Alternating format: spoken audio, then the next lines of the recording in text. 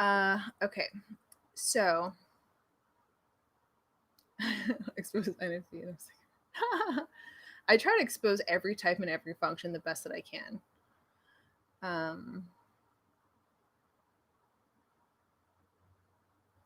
Okay. So here we go. Here's another question for you. Do you think the image you have of yourself matches the image people see you as? So here we go again.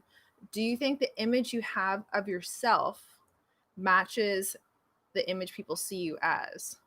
Why or why not? I mean, you don't have to say that, but just let me know. The image you have of yourself matches the image people see you as. Okay, this is great. Getting quick, fast answers in here. No, no, no, no, no. Lots of no's. Wow, not. Wow. But I'm cool. Yes. Okay, we've got a few yeses. People who are answering yes, tell me more. I want to know more about the people who are saying yes. Also, what's your type?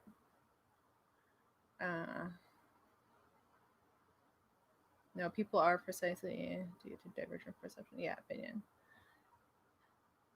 Or like how close, I guess you could say. How close do you feel you are to, or do you even think you understand the image that people see you as? Because this is something that I ponder. Okay, you know how there's certain topics that you're like, I don't want to think about that one too much because it brings me down a weird hole. And it's like, I don't want to spend the time going there because it's like, I haven't really, how's the word? I haven't really, damn it, I don't know how to say it. There's certain topics that it's like, you can't go too far into them because it's hard to climb out because you haven't conceptualized enough of what the understanding is about it or related to it. That was a lot of words. So I think for myself, I'll wonder, especially now with like having humans on the internet, but it's something that I have always had a weird time with. And I'm like, how do other people perceive me? You know? And it's like, I really have no idea. It's the strangest. I think I see it as strange because I feel like other people don't question that or are more aware of it, maybe. I don't know, but it's like the thing is too is like I always wonder how people perceive me because I realize that there are certain times when people have been perceiving something about me incorrectly, or they'll think that my intent is something other than it is, or that like I don't like them and like I've never even thought about that before. So I'm like, okay, well, what is happening with their perception and what I'm doing that is translating to that idea for them. So it's very strange. It's a very strange hole. It's never going to be the same. Yeah, I don't really think it's ever going to be like dead on. But it's like, and I don't, the thing is like, is I don't really care either, right? It's like, I don't particularly like care, like, what do people think? It's more like, how do they think of me? Like how do they perceive this human entity that is Lindsay? And like, what is their brain translating through the information that I'm conveying through reality? And so I think that process is really what is interesting. And then also it's like, well, how can you attune that? And I guess that's why we also study the functions too, is to attune that into different ways. But you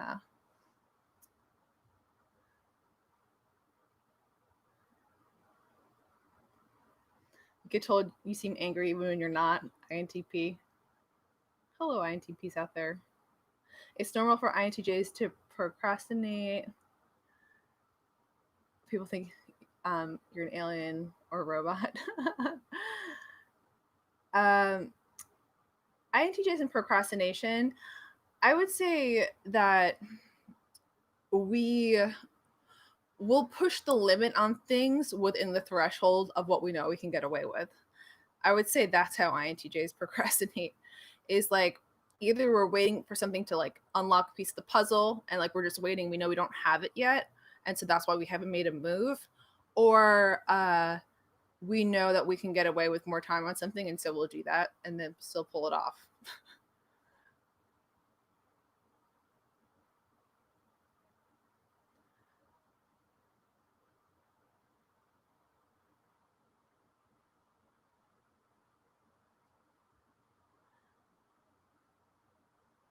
What you find funny is when people try to explain to you why you were doing things or what you are trying to accomplish, and they are so sure about it to the point they even argue about it. Yeah, that's a really good one. When people think they perceive your intent and direction so correctly, and you're like, oh, there's just so many errors. And the thing I found is like a lot of times you can't even, it's like to correct the errors is just like a waste of energy. And so it's like I'd rather spend my limited energy going towards a thing versus proving people wrong or, convincing people that they're wrong. I think I had more energy from that maybe when I was younger. But these days I rather just spend it where it needs to go. Robot. Thanks, Lynn. Kisses for my pretty forehead. If anyone doesn't know Lynn Chin by now, Lynn cracks me up on a very regular basis.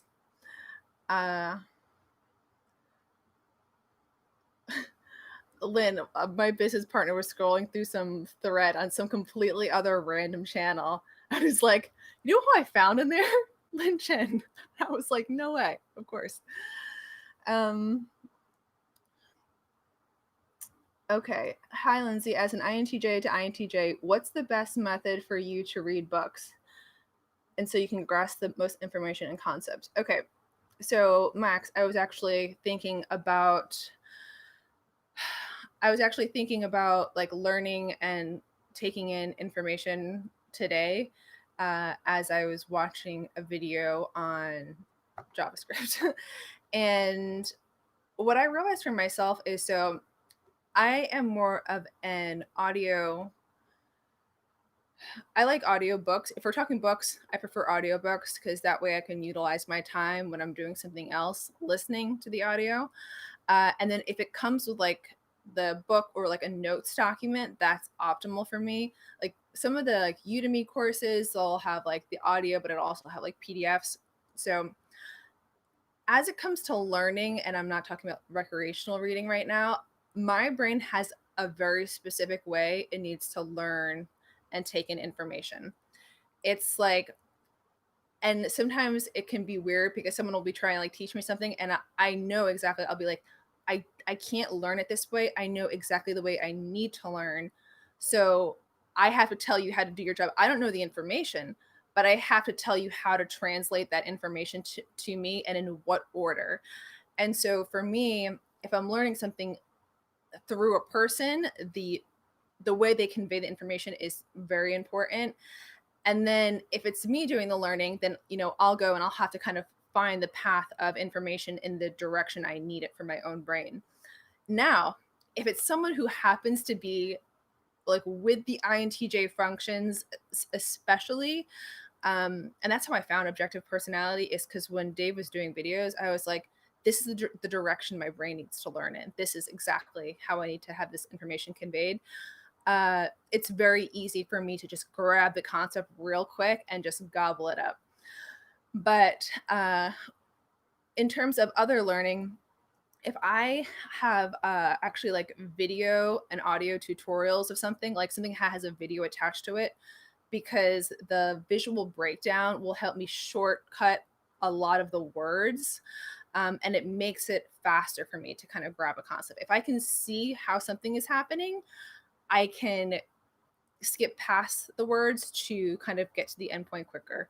So that was a long answer for what you had asked. And I'm not even sure if I completely answered it, but there you go. I would say visualize it like a movie playing inside your head. Yeah, I have the visual movie playing thing. It's weird. If you guys ever want to talk about that, it's like when I have an idea that's formed, it's literally like I can see it in front of me. I can see all the parts. When that one last piece clicks in, it's like I had this document that it just got downloaded and I have the entire thing.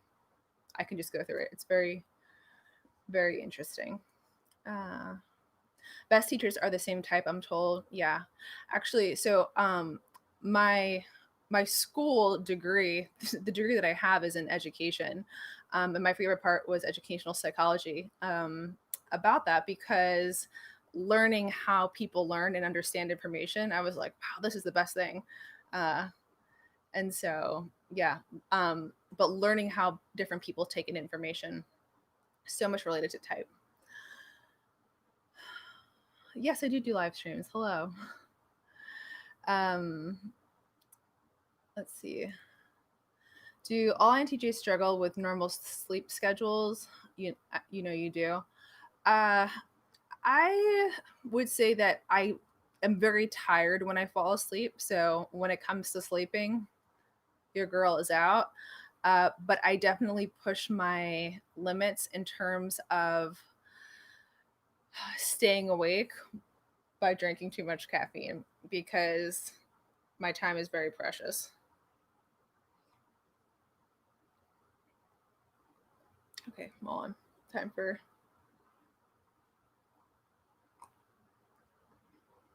This is great coffee.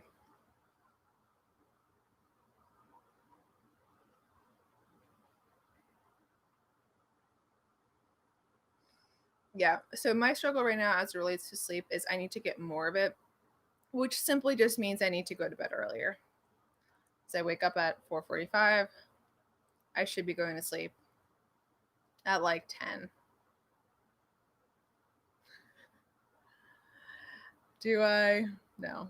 Do I suffer as a result? Yes. But we're all a work in progress. What's with INTJs and caffeine?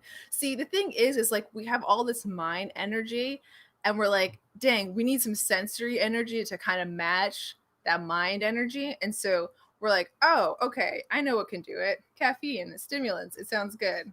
And then it works. So, but then it's also like you need sleep. And I find that when I do get adequate rest, that my brain is sharper and my ideas come together in a crisper kind of way. Yeah, I was caffeine free for a long time. Um, I went through a long coffee stage. Then I stopped cold turkey. I was only doing tea, decaffeinated tea, really hydrating myself. Felt great. And then I started working on my startup in addition to a full time job and YouTube. And then I just needed more hours. Literally, I needed to create more hours in my day. So that's where I got the caffeine going back again. And then eventually I'll take a break and I'll, taper off. So, hello, ENTP who's hacking in the community. Welcome. You can be here. Uh,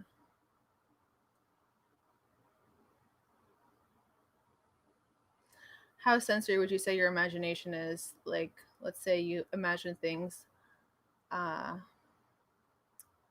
so, like, for me, when an idea comes together, all the parts, I can see what I want that isn't real currently.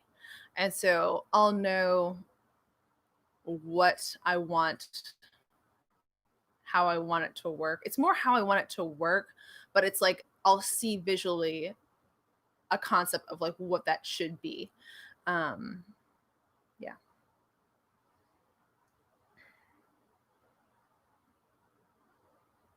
You can't finish one milk tea without feeling very sick. Milk tea. Are you from an Asian country?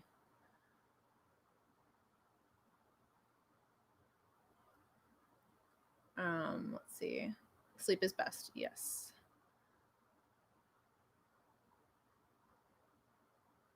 What are your thoughts on the relationships between trauma and personality type? I think it's really in the processing of the trauma, like what traumas affect people and in which ways, because I don't think trauma changes a personality type, but I do think personality types process different kinds of trauma differently. And some kinds of trauma will be, in a sense, more real or affect long term more for certain types. So, does alcohol change your personality? No, I don't. I've never really thought about alcohol and personality very much. It doesn't change your personality. Um, maybe it makes you feel freer with your inferior functions. But I don't know. I haven't really thought that one through, so I don't have a really good answer on that.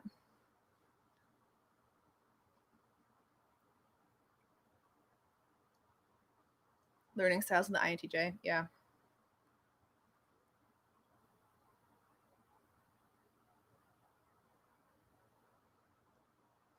Okay.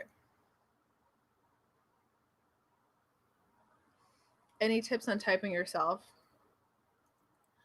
You've been using the OP system, but you still haven't determined by your type yet. So if you're typing in the objective personality sense, I would say that um, whatever types you're thinking you're closer to, look in the doc of the typed people, of the officially typed people, and watch videos on those people until you literally start seeing them very objectively in terms of their information, and then looking at yourself and being like, am I more like this person or am I more like this person? And when I had submitting my when I had submitted my typing video to OP, I I wanted to have my exact 512 type right when I got my answer back. Like I wanted to get my answer first. And so I had submitted my video, and at that time it was like 2 months waiting before you get your type back. And I was between being like an INT jumper or like an INTJ, like the normal function order.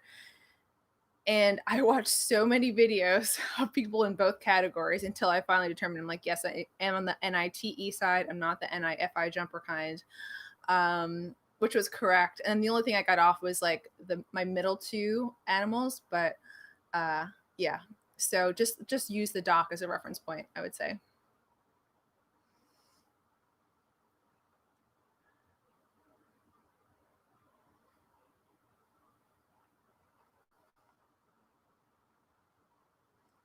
About SE stuff. Have you tried tennis? Not ping pong one. Or maybe you can tell us about your favorite SE activities. For me, personality tennis is very refreshing for my and I. Um, so my parents put me in tennis camp when I was young, or my grandparents. Someone put me in tennis camp. I wasn't very good. uh, yeah, I wasn't very good at it. But uh, SE activities as of current, gosh, I'm quite out of practice with my SE right now. Video editing is SE. Uh, Getting better at that. Um, I've been going to the gym. I didn't used to go to the gym, but now I go to the gym like really early for all the lots of people get there, and so that's good. It helps to like, I don't know. I feel like it helps some things for sure.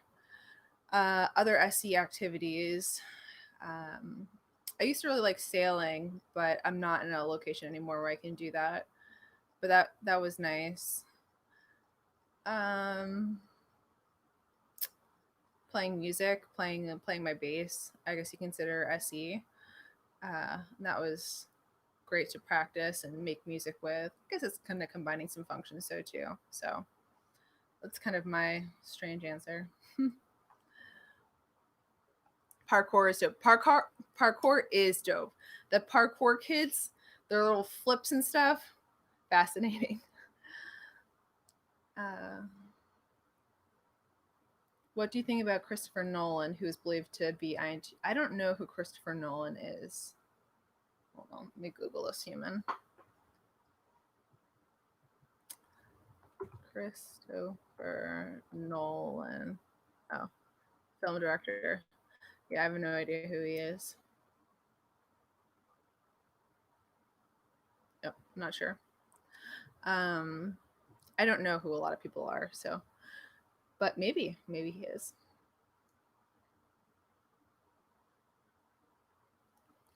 As an INFP dating an INFJ, how would your communication pattern be? How would an INTJ like to be approached? Oh, so I'm guessing you're saying dating an INFP dating an INTJ. Uh, I mean, I would just say that, connect with us on an FI level. It's like we have NINTE covered. The thing that we're going to kind of neglect more is the FI. So find things that you both find valuable and then kind of use it as a central place of communication.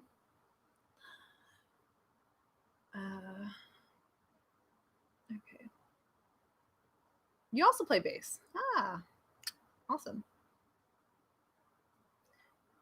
Yeah, being the foundations in the background. That's a great way to look at it.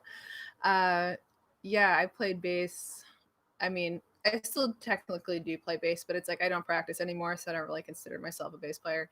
But I started at 9, and I've really played all the way up till 30 with various groups.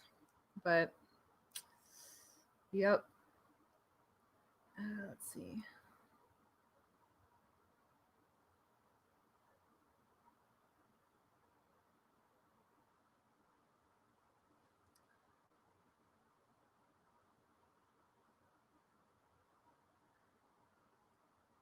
What were my thoughts on relationships? I never really thought about relationships that much, like prior to being in a long-term one. I remember when I was I didn't have a boyfriend until I was like my sophomore year of high school. And I just remember being like, okay, this is something that people do at my age. I guess I'll hang out with this person who just says that they like me. It was very awkward. But I didn't really know. I didn't really have a perspective on it. I just like knew that's what other people did. And so I was like, okay, sure, we can hang out.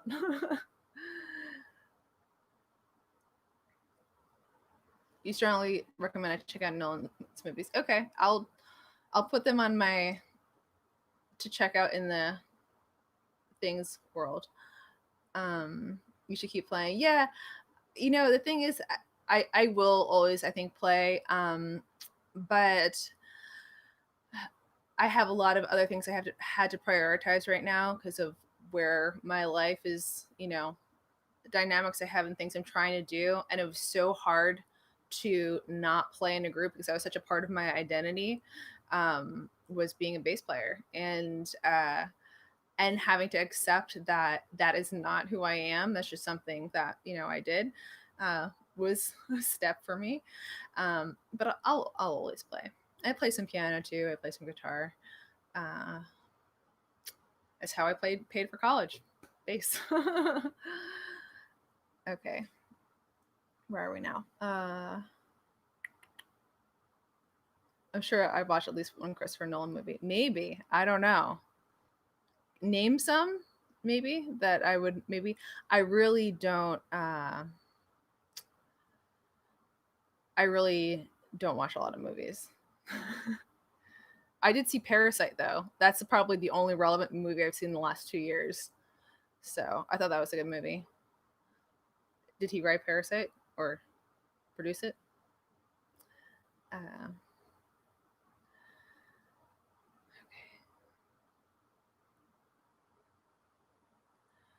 let's see. Rope stuff like Batgirl. Batgirl. Wait, where we get Batman? I feel like I missed something. Is he the one who did Batman? You guys are gonna have to give me some time to figure that out because see a duet with Frank James in the future. Yeah, Frank James and I we talk. He uses my startup Snug for video sessions. You can talk with him live there, and but we have been in contact before that. But yeah, it'd be fun to do. I would love to do a sketch with him at some point. I think it'd be really cool. What made me start a YouTube channel? Well, I wanted to learn how to build an audience for the thing that I knew I would be bringing to the world in the future. Uh, and so a big part of it started as like a practice with humans, and how to like how humans like take in information and how they learn to like things. And so I wanted to really put to the test my human abilities and just see if I could figure out how to make it work. And that was a big piece of like what got me started in YouTube. And like I said at the beginning of the stream, I had recorded videos for years before I ever uploaded one because it was really weird. And then I finally uploaded one, and I'm like, okay, so I have to be a process. They're gonna have to get better as I go forward. I can't be a perfectionist from the start, or else it'll never begin. And so that's kind of how it started. And then kind of like a year in, I stopped trying so hard to be like a YouTuber. I stopped trying to like play what I thought was like the card to like get there faster. And I began to just make content on the things that I thought was really important and meant something to me and I thought would convey a better understanding to people. And so I then took my content in a direction that was much more in line with my own FI, versus just like whatever it was before. But that was my process of kind of getting to where I am now. And I think I think I had to go through that to get where I am today, whatever people say. Okay, I'm getting out of breath. Hold on.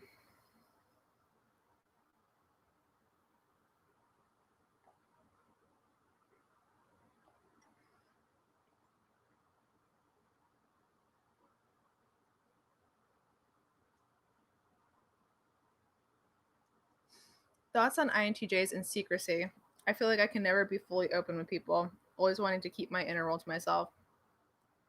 Yeah, no, me too. I think, is that piece of hair in my face? Okay. I still feel it. I do feel like it's hard to next level open up to people. And it's interesting, over, I don't know, a few days ago, I was on a Zoom call with Antonia Dodge from Personality Hacker, and she was trying to like she was questioning me in a way to get me to open up to some stuff. And I'm a hard rock to crack, but she finally got me to crack, and I realized how resistant I am to breaking open that FI world. And it's like, I'll talk about it. I'll talk about, being vulnerable, and I'll talk about like the importance of these things, but it's like, do I actually do it? Not as much as I should. And so that's something I'm trying to get better at. And I will, but it's definitely uncomfortable to, be like, yeah, here's my inner world. Here's are like the things that have really been hard. It's like I can talk very what's the word? Not like logically, but it's like I can teach on a subject well based off my understanding, but it's like taking in like the real examples and like the real FI stuff. It's just like, oh gosh, that's weird. But next level open up. You're the proverbial onion metaphor.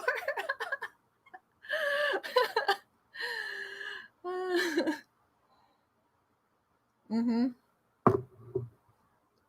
Savannah, what's up? My other sister with my same function, slightly different order. What things make INTJs angry or annoyed?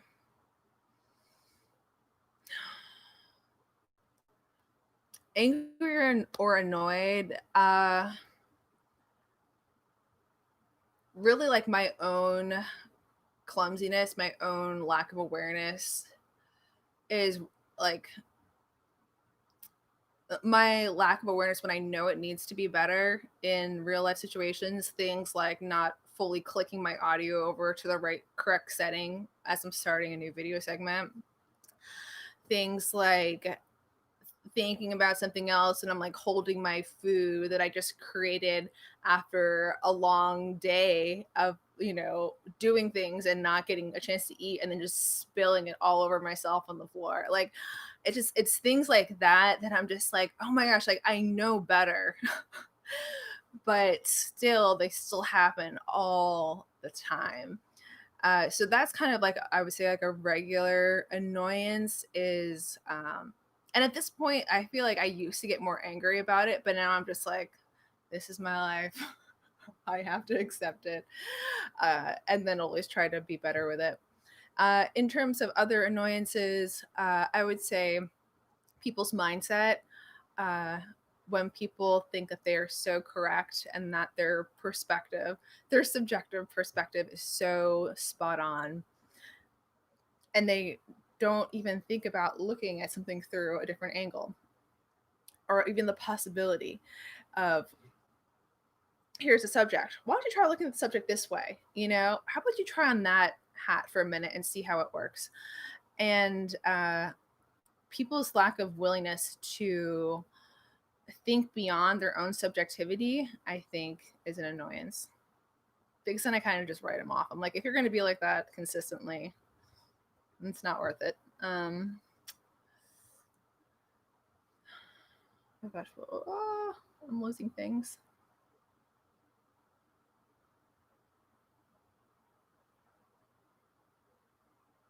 Do I ever get annoyed at people being stupid or inefficient in my view? I mean, not really. I kind of expect it. So I don't really get mad at it because I expect them to do that. If they are being efficient, if they are using their brain in a way that I subjectively think is correct, then that's exciting. But I don't really ever expect people to deliver on that much. I keep my expectations low, so that way I'm always pleasantly surprised. It works out great. I highly recommend it.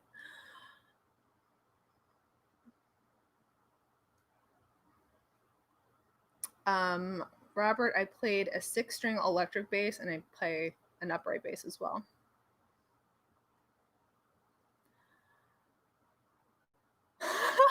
Wes, with the Jeffrey Epstein didn't kill himself. That was funny. I needed to laugh.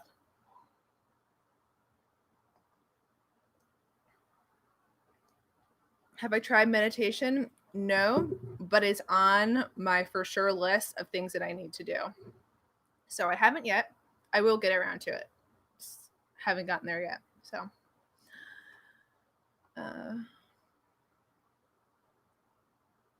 not everyone can shift paradigms on a dime.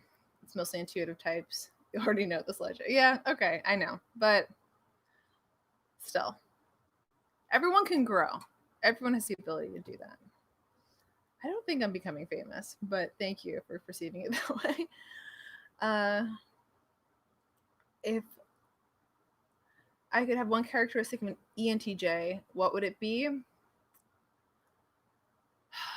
A characteristic of an ENTJ, I would say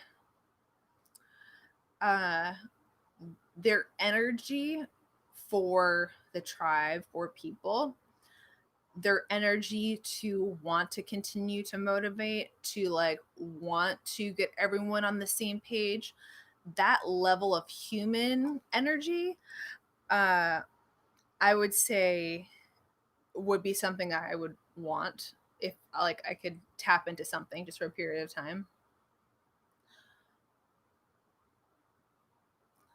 Let's see.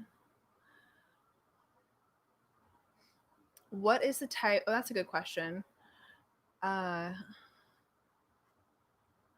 What is the type you misunderstand the most? So I would just say, what's the type that I've really done the least amount of research trying to understand, the most trying to dive into? Probably the ESFJs. I haven't, uh, I haven't dove into them very much, or really tried to like flesh out conceptually things about them as much. So that would probably be my answer. Gosh, I'm sorry, I'm missing a lot of questions, but I'm trying to keep up. Let's see.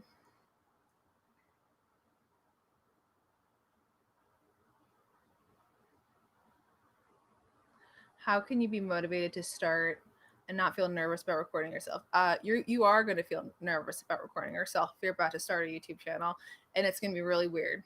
It's going to be weird watching yourself, hearing yourself, editing yourself, and you just have to go into it prepared, knowing it's going to be weird, and probably knowing you're going to can your first couple of videos. And so, like, start now and then start brainwashing yourself out of the weirdness that is seeing yourself back on camera. Start loving your content would be my recommendation. Start becoming really passionate about what you're conveying to people, because then the other stuff, like how you're coming across, like, this and that, like, that will kind of fade away, because you'll be more entrenched in the content. And so the weirdness of like the sensory will kind of pass. Because I think at first it's kind of jarring to be like, there's my human self. Gosh, it's looking back at me and it talks too. It's very, it's very strange. Do I believe in astrology? No. No offense to anyone who does, but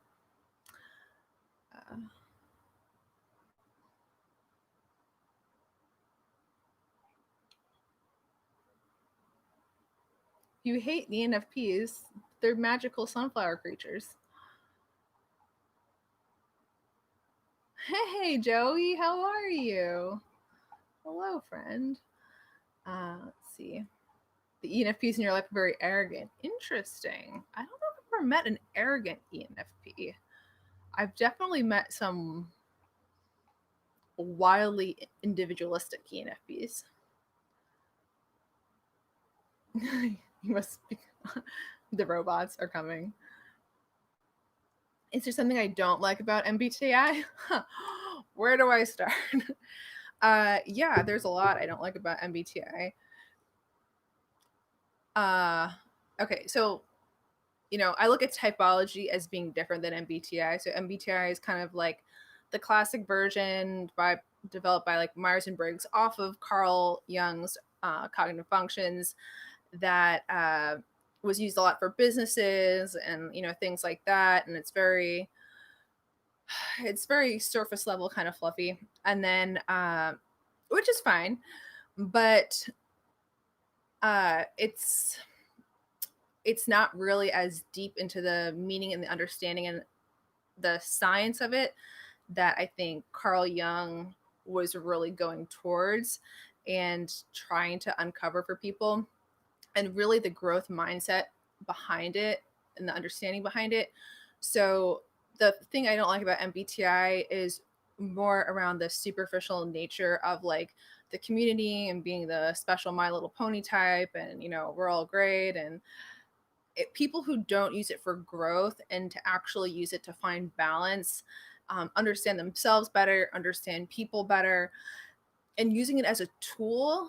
It's like, that's a part of MBTI that I don't like, because then it's just like, oh, you have this great tool. Where's the tool? I have I need an analogy tool. Where is anything? Here's a rock. Okay. Here. Oh, wait. Okay. Here's a tool, right? And it's like, you could use this for something, right? I could use these goggles, but it's like, instead, I'm just going to like twirl it around my finger and be like, yeah, I got this great tool. It's great, isn't it? Don't you wish you had this tool? You don't. And it's like here I am like being like, yeah, but like, are you gonna ever use that? Like, are you gonna put it on your face where it needs to be? Or are you just gonna like hang out with it?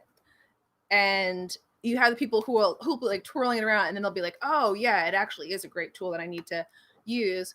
But then there's like the side that's just like, nah, I can just hang out with it and play with it and like tell everyone about it instead of actually using it for anything uh, that's worthwhile. So that's the side of MBTI that I don't like. There's my long-winded answer.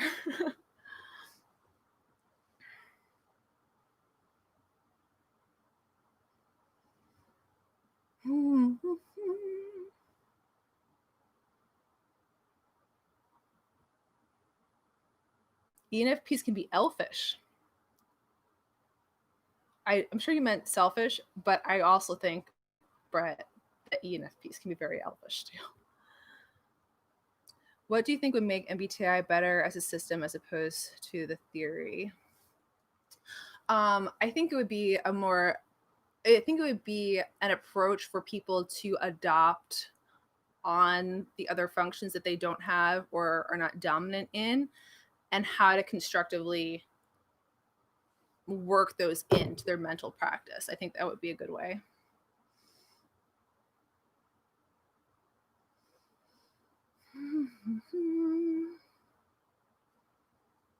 My thoughts on the talking with famous people drama. Eric talking with famous people. I mean, I'm a fan of talking with famous people um, because Eric's an entertainer. You know, you could take it for what it is.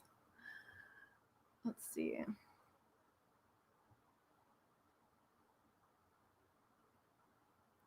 Okay, hold on.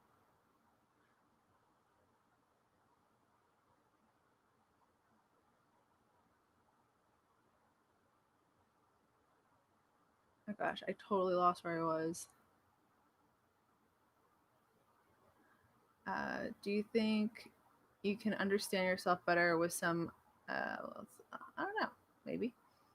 Um, hey, Lindsay, when you are interacting with people at work, in public, etc., do you use type to interact with them? Yes, 100%. If I, I'll kind of get a baseline of where they're at, what functions they're. I'm not typing people constantly as I'm talking to people. If you're around someone long enough, sure, but uh, I'll start to hear what kind of language they're using, and I'll try to kind of tune my language into what they're saying. So, can you name some non INTJ traits depressed INTJs can have? Hmm, traits. I'm trying to think of what you mean by traits. Let me know. Let me know kind of more about what you're saying there. Uh,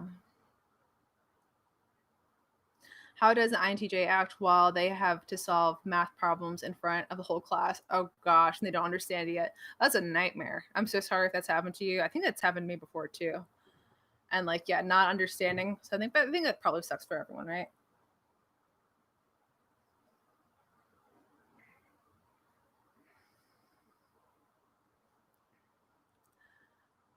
Let's see.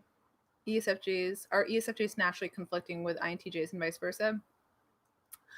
Um, I don't know if they're naturally conflicting. I think naturally there's going to be a very different set of values that the two share and sense of importance, because the ESFJs, I mean, they have completely different functions than the INTJs. And they're also tuning into SF, and we're tuning into NT. So there's a lot of difference happening. Doesn't mean that the two can't get along and appreciate each other's differences and strengths, but uh, it's hard for me to gel with like ESFJs in a natural way. It has to be more effort on my part, their part, whatever, to meet some kind of common ground.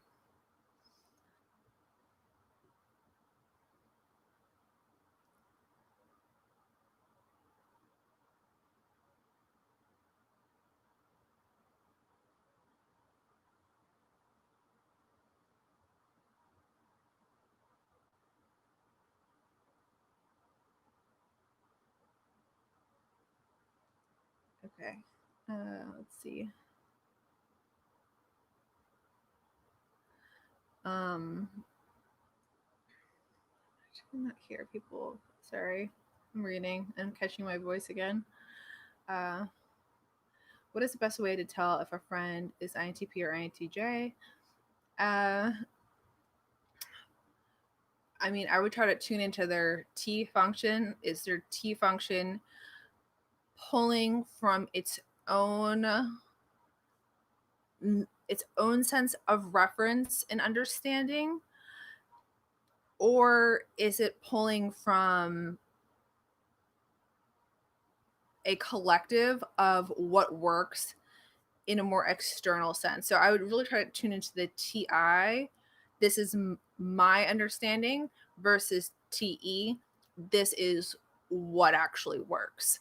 Now, TI's thing may actually work for them, but it's coming off, it's going to be very much more applied to them and how they understand things versus how the collective understands.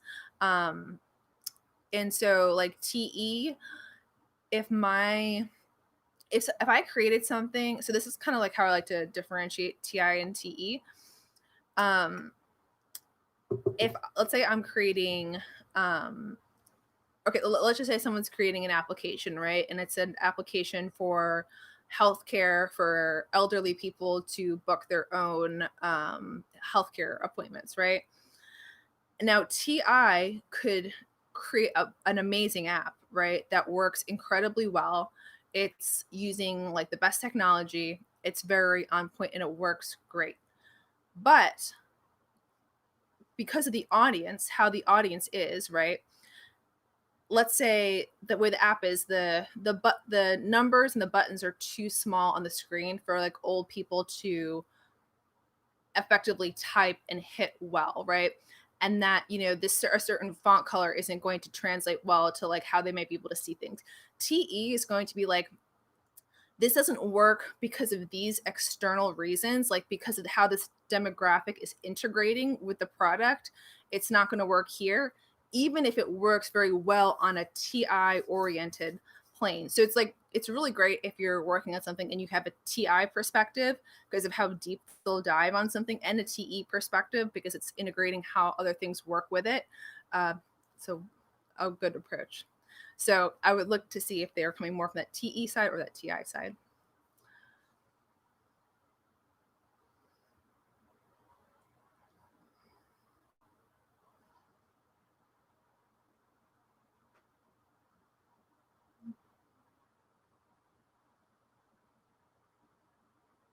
You've been told that ESTPs are Karens. Is that true? I don't know. You know, I don't really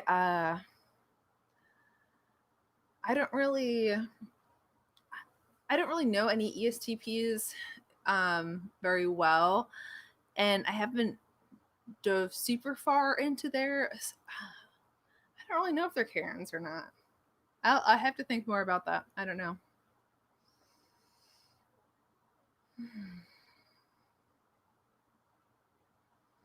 Is being NI dominant as glorious as people make it out to be? what are what are the more fun aspects of it? What are the biggest struggles? Uh, I mean, and being NI dominant is a blessing and a curse, but mostly I'd say it's a curse because you're living in a world that happens and operates in the sensory. That's the reality, and you're always having to go through this translation process from the idea from your head, the things that exist up here where you operate comfortably. You're always translating to the language of human. And it's really hard to communicate that. I think if someone doesn't have NI and I'm saying that, it's going to be like, yeah, whatever. We all have an imagination and we all have but there definitely is something with this, like this, where the brain is running full time versus where reality is running full time, that difference. And so almost as if, you know, I could imagine if you grew up in a different country, right? As speaking a different language, then all of a sudden, we came and moved to America, and like now you have to, like, you're speaking English, you have to interact with, the American culture and like whatever, but it's like doing that all the time is kind of what it feels like. So obviously you get better and you learn things, but that's, I would say, kind of the bad side of it. The good side of NI um is I think is just knowing that things can be understood, is knowing that like if I dive into something enough, like I will be able to get it and figure it out. Um and I will find an understanding, a concept that like works for like a lot of things without having to do as much of like the labor to like learn every little thing. But it's really, it's easy to gather the concept and apply it to something versus having to. And Joey, it's you asking this question, so it's like all I'm hearing is like my demon consume. It's like I don't have to consume as much information because I can use the concept to layer on top of the real world. But that is a good positive sign. So there's your answer.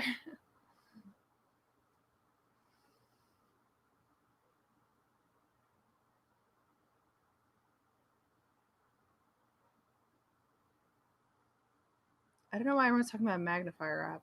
What are we talking about? Sorry, I've missed a lot.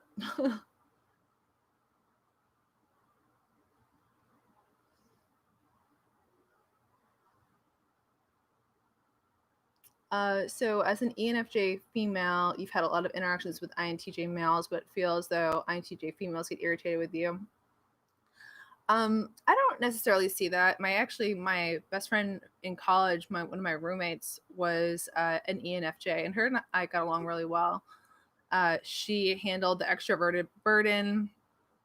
I did not, and but she also had this intuitive like kind of, she could be quiet and really chill as well, and so that's where her and I would have time. But then it's like she would then take her dreams and the spectrum like outward, and that would just, I just wouldn't join for that portion. So I guess it's kind of depending where you're meeting the person at and like what spot in life.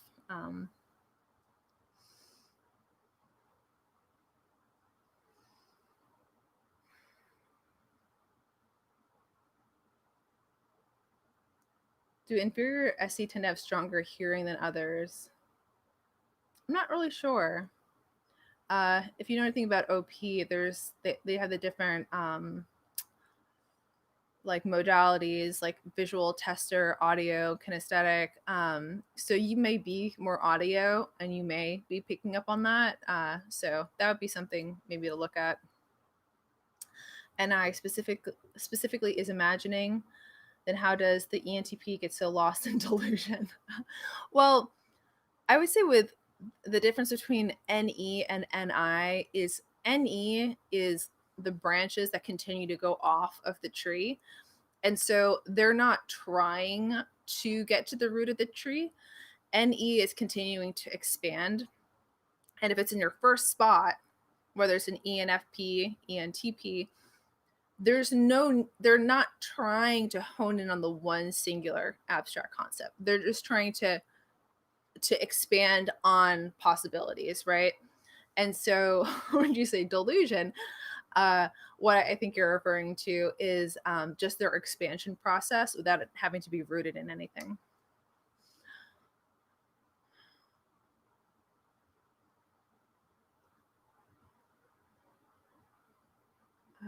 How could someone work on FI as an ESTJ? As an ESTJ, how would you work on FI? So I would say, FI is learning to respect and give weight to the things that you value. So I'm starting to lose my voice, guys. Sorry. So we probably have about like 15 minutes left at most. Uh, so yeah, the giving weight to what you value. And so I think for any EJ, that's going to be taking the time to pause your flow of extroverted energy and ask yourself the question like, am I even doing right now what's important to me? Am I even doing right now the things that I care about, and like really spend time on asking yourself those questions critically, and wait for yourself to come up with an answer, because sometimes you'll be like, oh yeah, I care about this, and then like, run along with your TE, like trying to get things to work, right? But it's like, no, you have to go through the pain of feeling where your FI is actually at, and if you're even going remotely in the direction of what you really want and what you really think is, best for you and what you really want to do. And saying, screw you, have to act like a little bit of an IP for a minute and say, screw the tribe, screw what other people want me to do. I'm going to find out what I like. I'm going to find out what I need to do for myself. So that would be my suggestion for working on FI.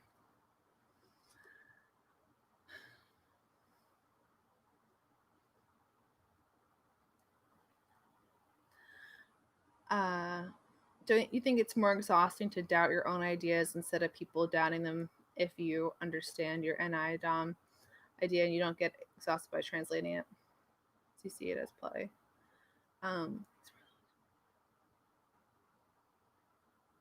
Doubting your own ideas. Doubting your own ideas. I don't think I really doubt my ideas, but I sometimes will hold on them because of certain reasons. But it's like, if it's a fully formed idea, then I really don't doubt it. If it's a work in progress idea, it's just kind of like it's a work in progress. Like those are like my two states. It's like it's not finished or like it's finished, So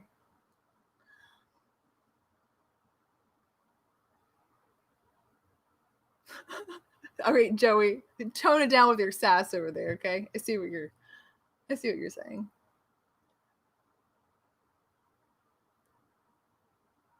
Is NIOP? What? Yeah, I mean, NI is my dominant function. It's what steers every other thing in my function stack. It's what literally drives the ship every day, captains the boat.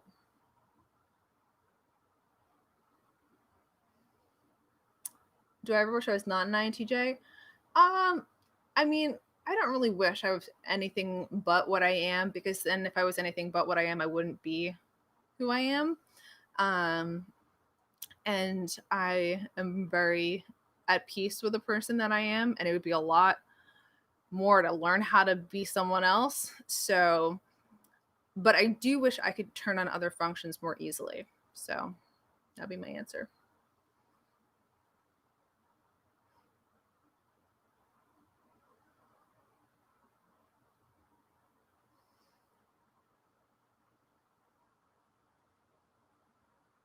What has been my other experience with other INTJs? Um, with other actual real INTJs, uh, the the relationship has been as if it's someone who I've known my entire life. And I'm lucky to have spoken, to, after discovering type and like really getting to some deeper conversations with some other INTJs. I don't know if you guys have ever experienced this with type and the people of your type, but there's something really special about going into a deep conversation with someone who's your exact type, and it feels as though you are talking to someone you've known your entire life, who thinks exactly the way that you do, uses the same exact language as you do. It's a reflection of you, and it's wild. And that's why uh I give a lot of credit to OP, because it's like that level of intricacy with typing is wild.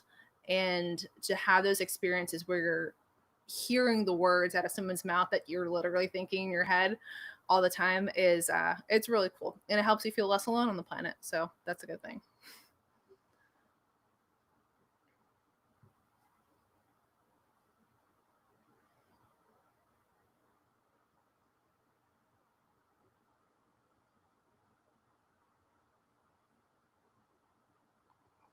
Do I think I'll start my own typing service one day? I mean, not really, like not like officially. I have the whole thing with Snug where people can book video time with me, but I don't think I'm ever going to have like a typing service. It's not like a job that I'm trying to have.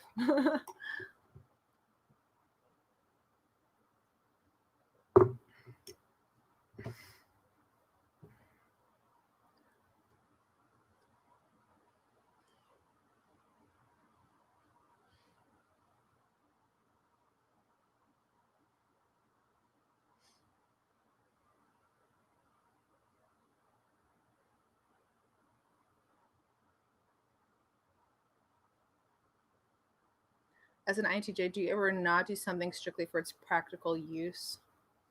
Practical use. I mean, there's a lot of things I think that we do that aren't practical at that time.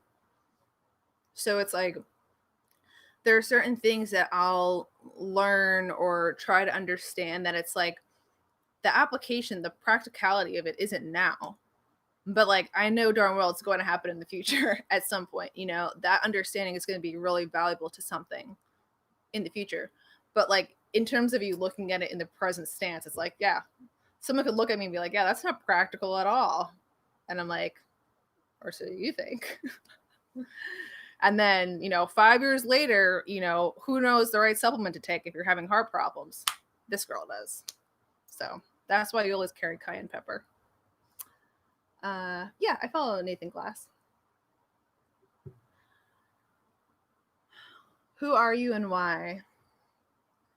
I am a perception that you are translating through your brain right now into some kind of articulation of what I actually am. But what am I actually? Up for debate. Let's see.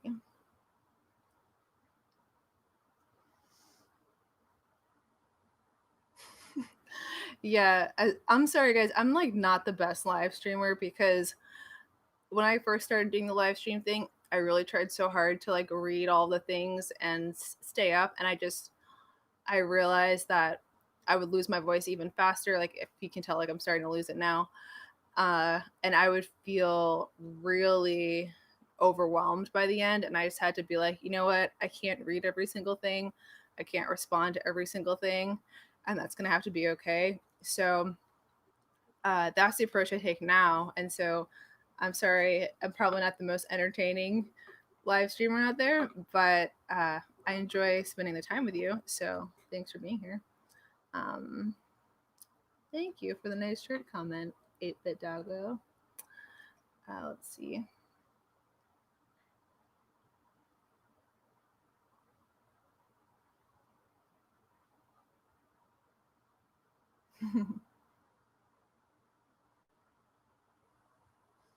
How does one compliment an INTJ? Ugh. And for your answer, I know who I am, but it's hard to translate that in human talk. So you just have to trust that I do. What was the question I just read?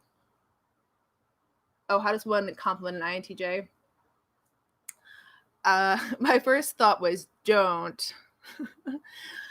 I think the best way to compliment an INTJ is literally to complement their understanding with understanding that you have that works side by side with it to kind of create a symbiotic movement forward. So like the two versions of compliment, right? Like, so don't be like, hey, you look great today. I'm gonna be like, but be like, hey, this thing you're doing right here, like let me help and assist with like this area, or let me like something that's more symbiotic, or like, did you know that this thing also works with this thing? Like give us some kind of information that we don't know that could maybe like help on the journey to where we're going. So fill those gaps, because that doesn't sound like a truly impossible task as it's coming out of my mouth right now. So But yeah, I mean, I think the best way to compliment an INTJ is literally to like compliment, not give praise to, but compliment their understanding and their progress forward. So I always love good nuggets of information. My forehead is life. Thank you.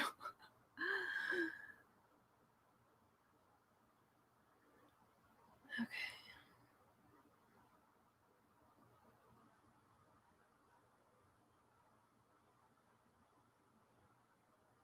Yeah, the draining of the sensory is real. Uh,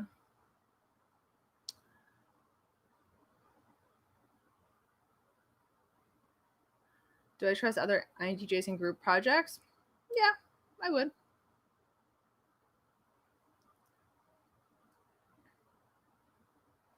My strategy for saving up for expensive products. I mean, strategy for saving, probably like if you're someone who has a problem with, like, it depends on what the problem is, right? Is the problem with saving that you're not making enough money, or is it that you're spending too much money? It's like you're spending too much money. I would like literally hide your money in an account where you can't see it, and then pretend like it doesn't exist, and then check on it. You know, have like an auto deposit go into some account you literally can't see. That would be my answer. Can you hug INTJs? Yes, with consent, you can hug INTJs. You know what's funny about hugging? Uh, is I remember when was it? Like 11th grade, like way back in high school. I remember um, a girl who I was friends with. She was actually an INFJ. She was like really like my only friend, but she was more of like a hugger type, you know? And like she was in a way like cooler than I was because she was just cooler with people, and I was just kind of more afraid of people. And so I remember being like, yeah, like people who hug people are cool. Like that's a cool thing. And I was like, maybe I can be a hugger. And then I was just like, I like tried and I was like, yeah, no, this is not going to work for me at all. And I think back on that and being like, oh gosh, what was I thinking? Like, oh yeah, that would be cool. I'm just like, no. Okay. Um,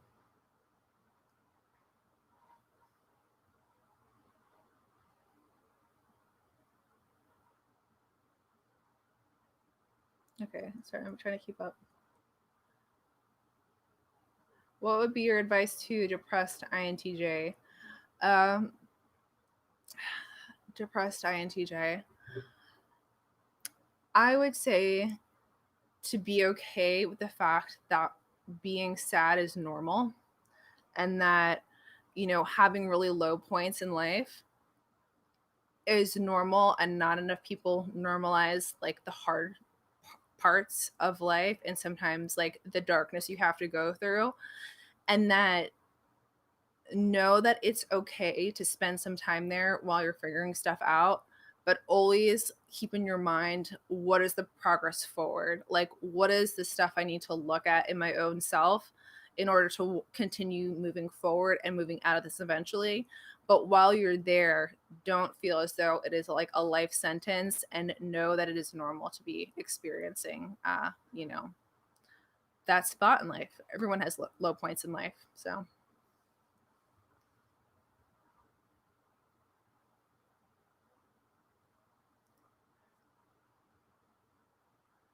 what was your experience as an INTJ when you were in high school? Um, I would say it was like awkward at best. I mean, I guess I was someone that I think people found like interesting, but I really closed myself off to others. Like I really had one friend, my friend Nora, who is the INFJ, and and that was really it. And then I had a few friends who were in like the music ensembles with me, but like I was a straight up, you know, music child, nerd kid. Like you know, I didn't eat lunch in the lunchroom. I went into a practice room and I played my bass, and I like I didn't do any of like the normal like stuff. Uh let's see. I swam for a little bit on a swim team. Okay, but I really didn't like it at all. um but yeah, it's just like I didn't really, I feel as though like on the inside I was always really scared of people, and so I just kind of stuck with what I knew I could do, which was music. And so that's just kind of what I dove into. um and maybe that's what I had to do for that period of time. I remember my dad saying, my dad, who's also an INTJ, being like, Lindsay, like, you know, this age is hard. He's like, but you're going to get to college. You'll start to meet people like you. And it's like, then after college, it's like, you know, it gets really good because you get to like do the stuff that you can do well. And I remember being like, yeah, okay, dad. But like, he was so right. You know, like if you're an INTJ, high school is not going to be your playground. It's just not. College, maybe. Not really, probably. And then it's like you get out of that world and then you start to have come into the world where you can really structure your own self and you can structure the things that you actually want to do and achieve. I mean, like, and that's why I was so ready. Like the moment I could, you know, move somewhere to go to college, like I was out, like I wanted to be on my own as soon as I could, because it's like now I have control of my environment in my life. And you know, things have only gone up since there. So if you're a young INTJ, know that it's it will be going up for you. Hey George Furno, good to see you. Let's see. Okay.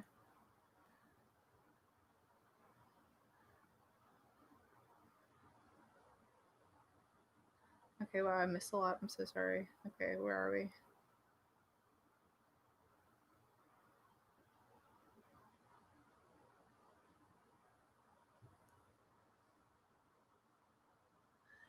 How do you capture, emulate other types so well? How do you do this?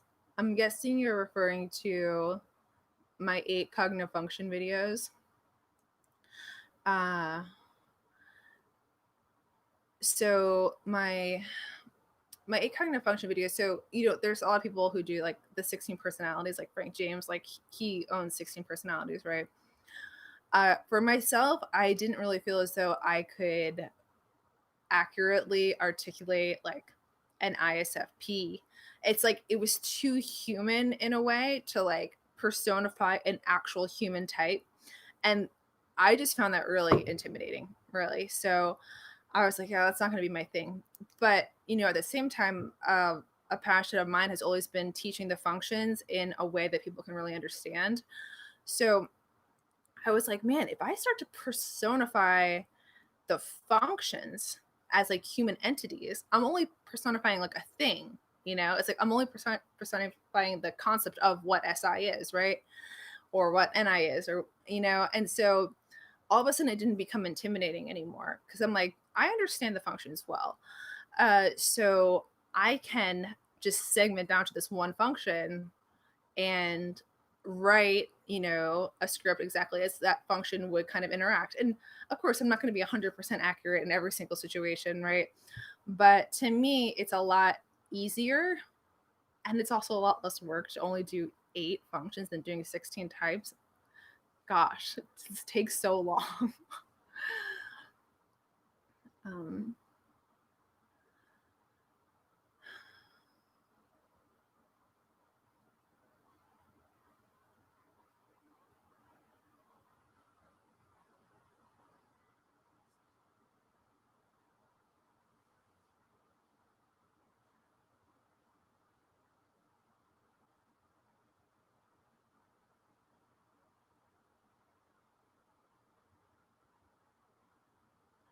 you prefer the 8 kind of functions rather than the 16 personalities.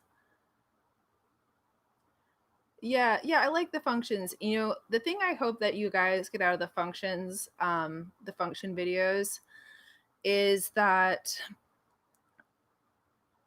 ideally, if I'm, you know, there's like the context of a situation, right? So, um, the 8 kind of functions flirting, right? It was on the last ones I put out. I don't remember.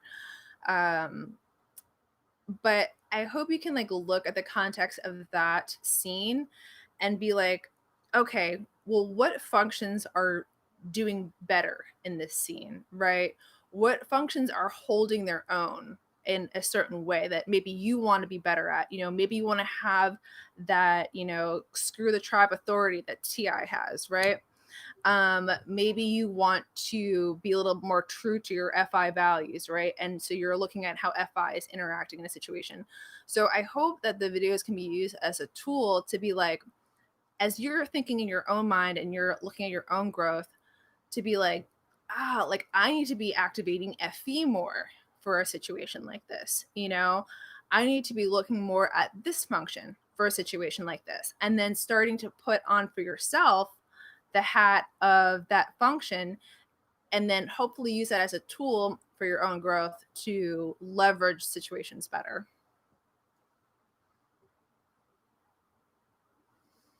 What do I miss the most about my childhood? I don't know.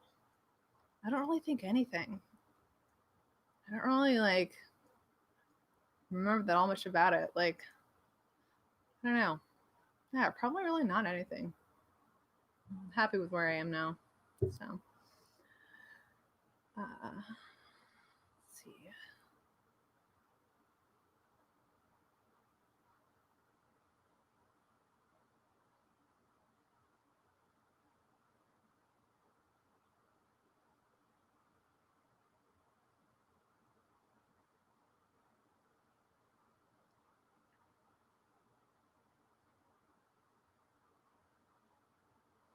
Okay, so uh, how do you get better at FI?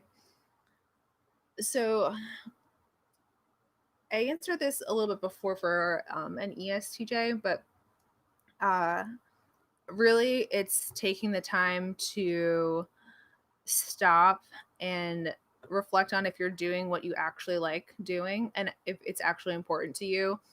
And I think a lot of times those who don't have FI, people who don't have FI in the first or second slot, they'll be like, yeah, this is important to me, whatever. Like I'm moving on this train of thought or this thing or whatever. And it's like we will more easily bypass the importance of something personally to us. And so that's something I've had to learn to like not do as much, to say like, okay, am I doing things that I actually like doing? Just asking yourself that question. And everyone's like, oh yeah, why would you be doing something you don't like? Have FI in a third or fourth slot, and then you'll find that that down like that TE overruling something will really stifle and like basically tell FI that it's not important in this situation. And we don't even know what's happening. So it's about taking the time to be like, really assess, like, do I actually like this? Do I actually enjoy this? Or am I just doing it because it works well? That's what TE likes to do. It's like, oh, this works, so therefore we should do it. And FI is like, but I hate it. And T is like, shut up. It doesn't matter. And so taking the time that is needed to assess the FI, assess if you even like something, and if you don't, being okay with the fact that like, yeah, we can drop it. We don't need to do this. We need to follow and give more respect to FI. So FI deserves respect. Okay, she's a little baby. Anyone who has FI with that's has TE over FI, they're a little baby on the inside. Okay, just so you know, we're little tiny babies. Even if it's like the most macho dude who has like that TE on the top, on the inside, tiny little baby. So now you know. Yeah, I watched some Joe Rogan because people we type are often on his interviews. Uh,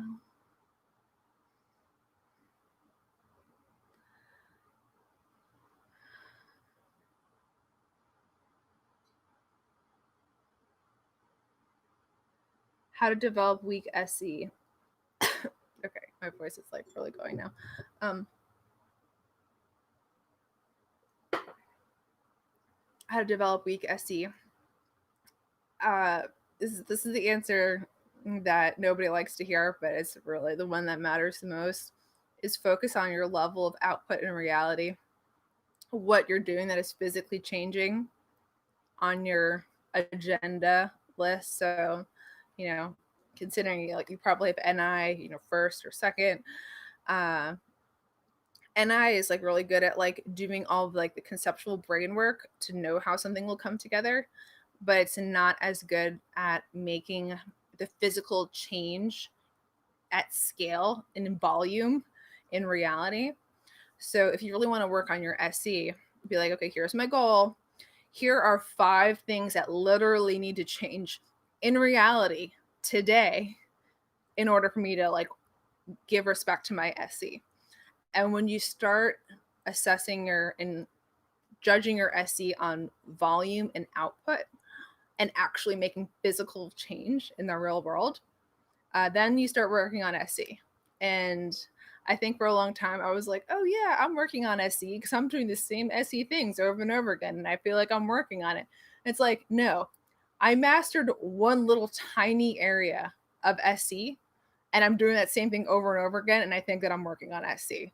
That's a lie that NI likes to tell you. It's like, oh yeah, you're doing real great. Look at you doing that SE over there. Nope. Doing the same thing, same SE thing that's not working on SE. That is it's an NI lie. So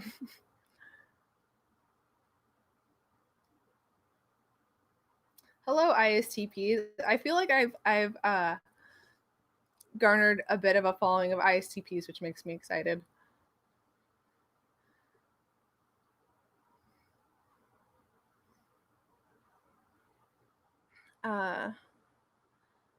Let's see.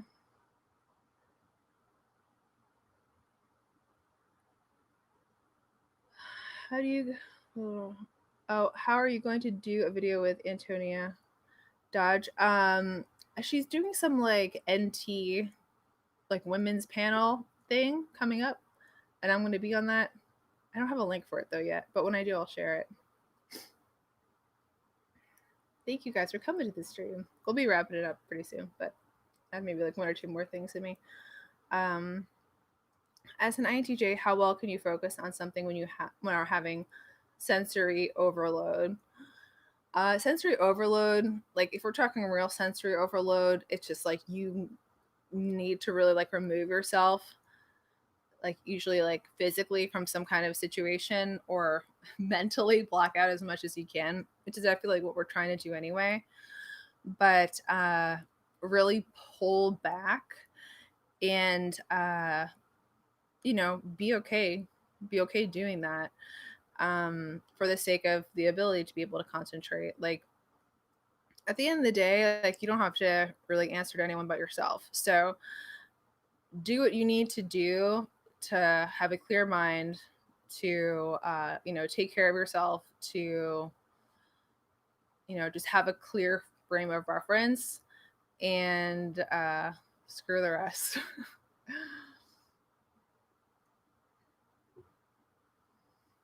Most open-minded type. That's a good question. Gosh, it's hard though. I don't know. That's a good question. I have to marinate on that one.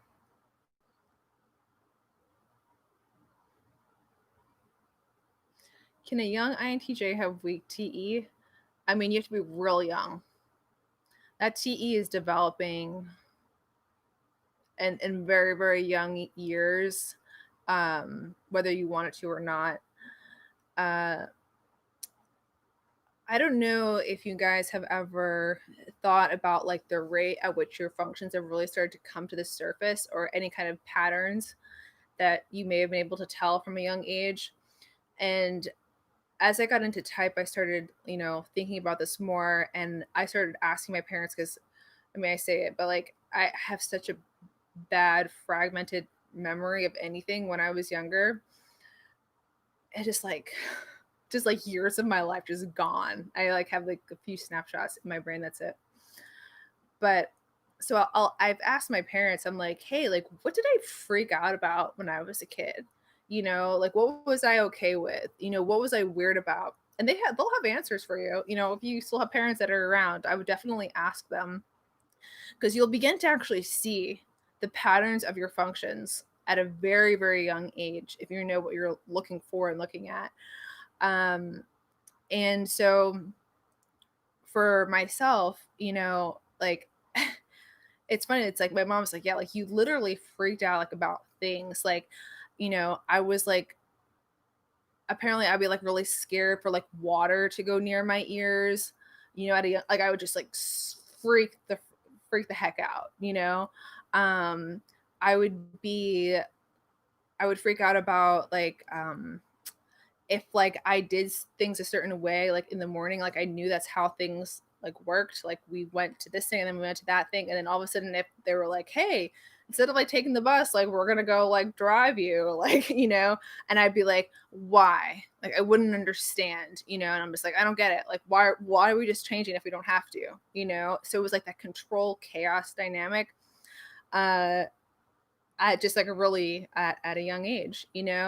Um, Also like the inability to kind of like understand how other kids did things, or like I just didn't I mean every kid has those issues, but like uh I was more concerned about like understanding why they wanted to like play with the ball than like actually playing with the ball. I'm like, why do you want to play with the ball?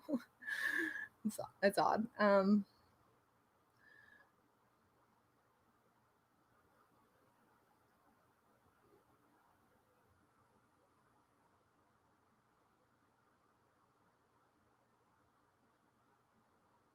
I missed something related to judging.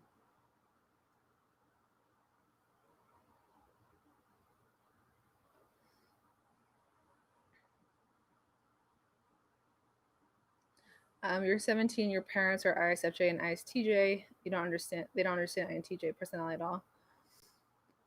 Um, I would just say that, like, if you're trying to tell your parents something, just be like, I'm less literal if they're both SI types. Just be like, I'm not going to say things as literally as you. I'm not going to talk about things as specifically. I'm going to be talking more conceptually. And that's how my brain works best. And maybe especially like the ST. I mean, maybe both of them. Get them into typology. Start teaching them about it. And they might find it actually interesting. So, am I scared of ghosts? No.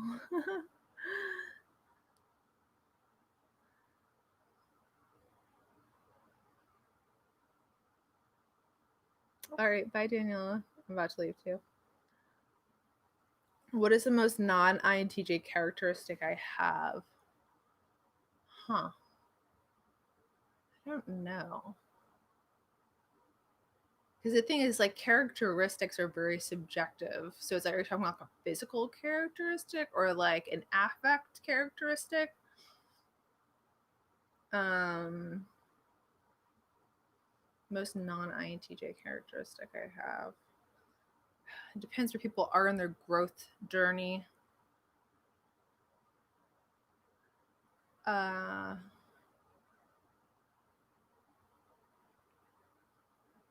Probably like, oh, I don't know. That is kind of INTJ though. Like I'll always like, if I'm arguing with someone, I'll always like mess with them and be like, yeah, I'll fight you, but like I never actually would. But it's like I always threaten someone with like a fight. I'm like, yeah, yeah, you want to go outside? Yeah, we'll take this outside, as if I was some like ESTP.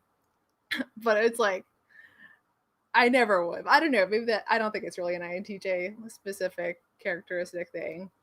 But it's like I'll always threaten someone with a fight or some like other like weird, be like, oh yeah, I don't know.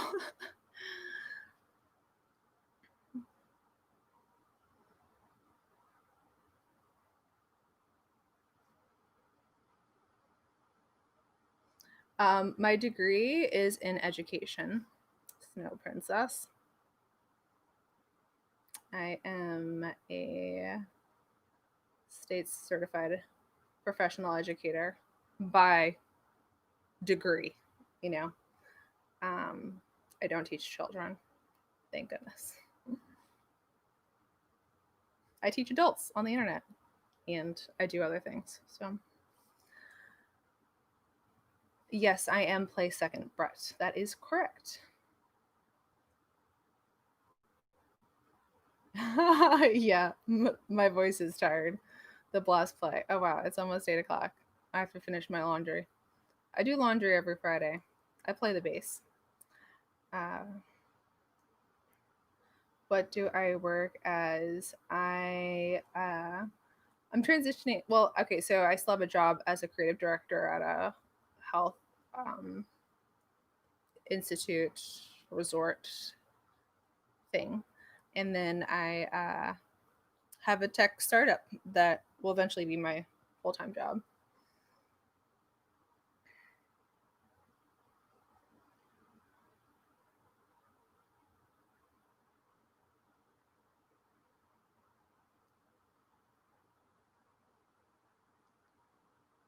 The internet behaves like children. That's funny. Okay, so this will be my last question. What is something you wish everyone knew about the INTJ? Something I wish everyone knew about the INTJ is that we are constantly always trying to understand things better than we already understand them. So if you provide us with some missing information, if there's a situation we're trying to navigate that you have like a good nugget on, like give us the good nugget. Like I want the best nuggets of info that I can pocket and take on my merry way. So I would just say like the concept of understanding things as a whole, like that's just what we're doing all the time. That's what when we're staring off into outer space, like that is what we're trying to do, is like hone in on the concept, hone in on the nugget, find the nugget that fits into the other nugget, and yeah, just understand things like in their fullness, not in their specificity. Uh, so, and then also that we're babies on the inside because we have FI. So, in case you missed it earlier, anyone who has TE over FI, big baby on the inside. So, anyway, that is it for today. Goodbye, my internet friends. It was great spending some time with you. I have some videos to refilm tomorrow. You didn't see my community post yesterday. My videos that I had filmed all didn't have audio. It's traumatic, okay? I didn't set my camera on fire, even though I was debating it. And yeah, that's it. So thanks for hanging out. I really enjoy you guys. My FI says she loves you. Okay. Goodbye.